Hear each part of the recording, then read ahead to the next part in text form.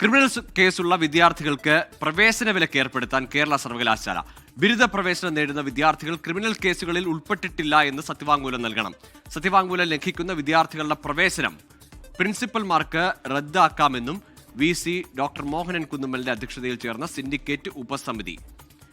ഉമേഷ് ബാലകൃഷ്ണനുണ്ട് വിശദാംശങ്ങളുമായി തിരുവനന്തപുരത്ത് നിന്ന്. ഉമേഷ്, ഇത്തരത്തിൽ ചില ക്യാമ്പസുകളിൽ ഇങ്ങനെ അഫിഡവിറ്റുകൾ എഴുതി വാങ്ങാറുണ്ട്.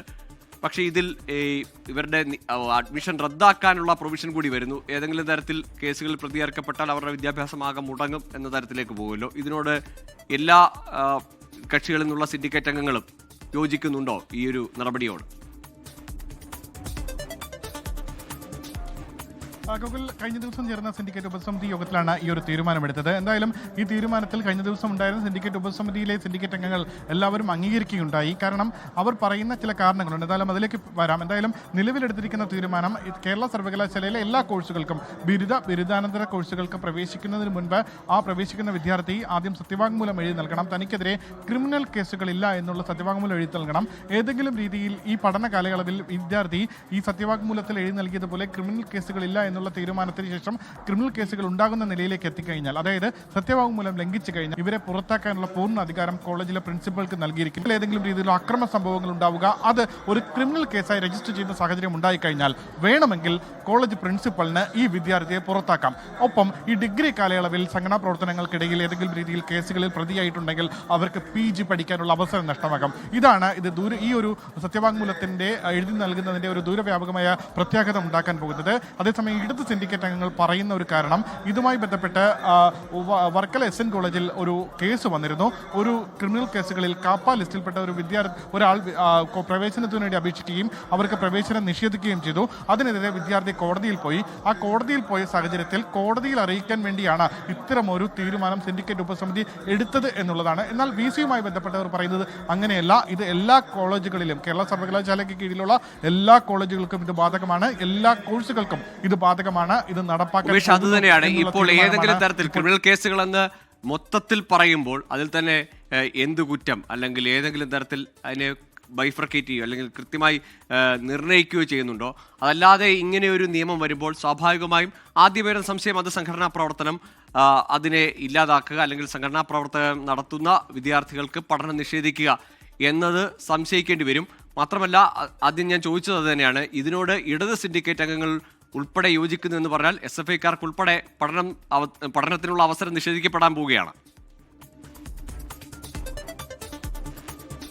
തീർച്ചയായും ഈ ഒരു തീരുമാനം ഇനി ഉത്തരവായി പുറത്തിറങ്ങണം. നമ്മൾ ഇതുമായി ബന്ധപ്പെട്ട് സിൻഡിക്കേറ്റ് ഉപസമിതി തീരുമാനം മാത്രമേ എടുത്തിട്ടുള്ളൂ. അതിൻ്റെ മിനിറ്റ്സ് ആണ് 24 അടക്കം പുറത്തുവിട്ടത്. പക്ഷേ അത് ഇനി തീരുമാനിക്കാൻ പോകുന്നത് ഇത് ഉത്തരവായി പുറത്തിറങ്ങുമ്പോൾ അതുമായി ബന്ധപ്പെട്ട എന്തെങ്കിലും വിശദീകരണങ്ങൾ ഈ ഉത്തരവിൽ ഉണ്ടാകുമോ എന്നുള്ളതാണ്. ഉത്തരവിൽ സമാനമായി ക്രിമിനൽ കേസ് എന്ന് മാത്രം രേഖപ്പെടുത്തിയിട്ടുണ്ടെങ്കിൽ സ്വാഭാവികമായി ഈ SFI പ്രവർത്തകരാകട്ടെ, KSU പ്രവർത്തകരാകട്ടെ, ABVP പ്രവർത്തകരാകട്ടെ, ഇവർ ഏതെങ്കിലും രീതിയിൽ സെക്രട്ടേറിയറ്റ് മാർച്ച് നടത്തുമ്പോൾ അവർ കേസുകളിൽപ്പെട്ടാൽ സ്വാഭാവികമായി പൊതുമുതൽ നശിപ്പിക്കൽ അടക്കമുള്ളവ ക്രിമിനൽ കേസുകളുടെ പരിധിയിൽ നോൺ വെയിലബിൾ ഒഫൻസ് ഉള്ള കുറ്റകൃത്യമായി വരുന്ന കേസുകളാണ്. സ്വാഭാവികമായി ആ രീതിയിൽ വരികയാണെങ്കിൽ അവരടക്കം ഈ കോളേജുകളിൽ നിന്ന് പുറത്തു പോകേണ്ടി വരും. ഇതൊരു പക്ഷേ സർക്കാർ കോളേജുകളിലടക്കം അത്തരം നല്ല നടപടികൾ ഉണ്ടായില്ല എങ്കിൽ പോലും വിവിധ മാനേജ്മെന്റുകളുണ്ട്, പ്രത്യേകിച്ച് എയ്ഡഡ് കോളേജുകളിലെ മാനേജ്മെന്റിന് ഒരു വിദ്യാർത്ഥിയോട് താല്പര്യമില്ല. ആ വിദ്യാർത്ഥിയുടെ കേസുമായി ബന്ധപ്പെട്ട ഡീറ്റെയിൽസ് എടുത്തു കഴിഞ്ഞാൽ ഏതെങ്കിലും രീതിയിൽ വിദ്യാർത്ഥി സംഘടനാ പ്രവർത്തകനാണെങ്കിൽ ഏതെങ്കിലും രീതിയിൽ ക്രിമിനൽ കേസുകളിൽ പ്രതിയായിട്ടുണ്ടെങ്കിൽ, പ്രത്യേകിച്ച് സമരങ്ങളും മറ്റും നടത്തി പ്രതിയായിട്ടുണ്ടെങ്കിൽ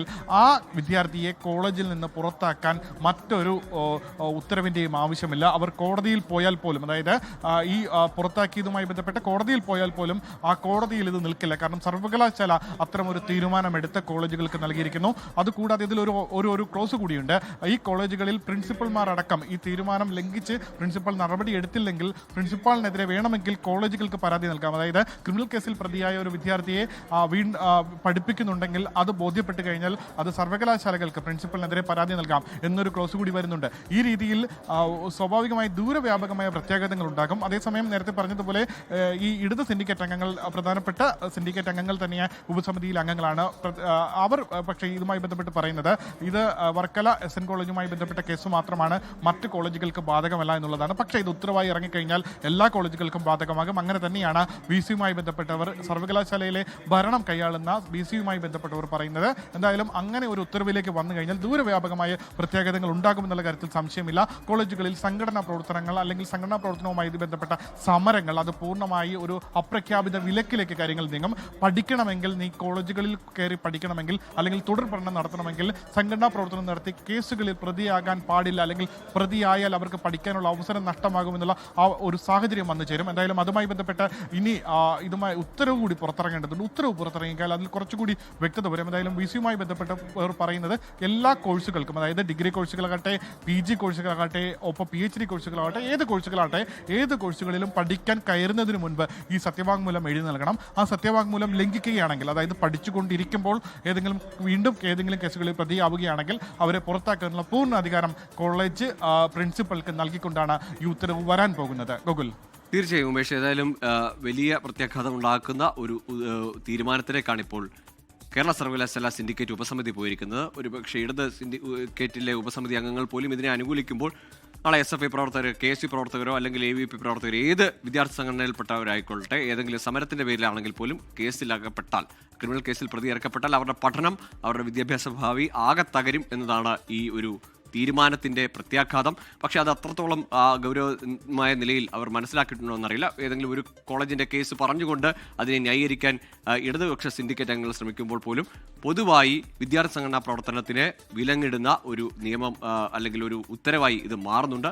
അതിന്റെ ഏറ്റവും പ്രധാനപ്പെട്ട കാര്യം ഏത് തരത്തിലുള്ള കേസ് എന്നത് വിശദീകരിക്കുന്നുണ്ടോ, വ്യക്തമാക്കുന്നുണ്ടോ എന്നതിൽ ഇതുവരെയും ഒരു വിശദീകരണമോ അല്ലെങ്കിൽ വ്യക്തതയോ വന്നിട്ടില്ല. എല്ലാവർക്കും ബാധകമാണ്, എല്ലാ കോഴ്സിലും ബാധകമാണ്, ബിരുദാനന്തര കോഴ്സുകളിൽ എല്ലാ കോഴ്സിലും ബാധകമാണ്, ഏത് കോളേജിലും ബാധകമാണ്. ഒപ്പം കോളേജ് പ്രിൻസിപ്പൽമാർക്ക് കൂടുതൽ അധികാരം നൽകുന്നുണ്ട്. അവർക്ക് സ്വാഭാവികമായും ഒരു വിദ്യാർത്ഥി കേസിൽ ഉൾപ്പെട്ടിട്ടുണ്ട് എന്ന് കണ്ടെത്തിയാൽ പുറത്താക്കാനുള്ള അധികാരം നൽകുന്നുണ്ട്. അത് ദുരുപയോഗം ചെയ്യപ്പെടുമോ എന്ന ആശങ്ക ഉൾപ്പെടെയുണ്ട്. ക്രിമിനലുകളെ വിദ്യാഭ്യാസ മേഖലയിൽ അല്ലെങ്കിൽ ക്യാമ്പസുകളിൽ നിന്ന് മാറ്റി നിർത്തുക എന്ന് പറയുമ്പോൾ അത് ഏത് കേസ്, ഏത് സ്വഭാവം എന്നത് കുറച്ചുകൂടി വ്യക്തമാക്കേണ്ടതുണ്ട്. ഇല്ലെങ്കിൽ അത് ദുരുപയോഗം ചെയ്യപ്പെടാനും ഒരുപാട് പേരുടെ വിദ്യാഭ്യാസ ഭാവിക്ക് തടസ്സമാവാനും സാധ്യതയുള്ള തരത്തിലാണ് ഈ ഉത്തരവ് വന്നിരിക്കുന്നത്. ഉമേഷ് ബാലകൃഷ്ണനാണ് ഇപ്പോൾ ഈ വിശദാംശം നൽകിയത്. സിൻഡിക്കേറ്റ് ഉപസമിതി യോഗത്തിന്റെ തീരുമാനത്തിന്റെ വിശദാംശങ്ങൾ നൽകിയത്. ലോകത്തെവിടെയായാലും ഏത് സമയത്തും 24 വാർത്തകളും ഓഗ്മെന്റഡ് റിയാലിറ്റി പാക്കേജുകളും എക്സ്പ്ലെയിനറുകളും വിശദമായി കാണാൻ ഞങ്ങളുടെ YouTube ചാനൽ നിങ്ങൾക്ക് സബ്സ്ക്രൈബ് ചെയ്യാം.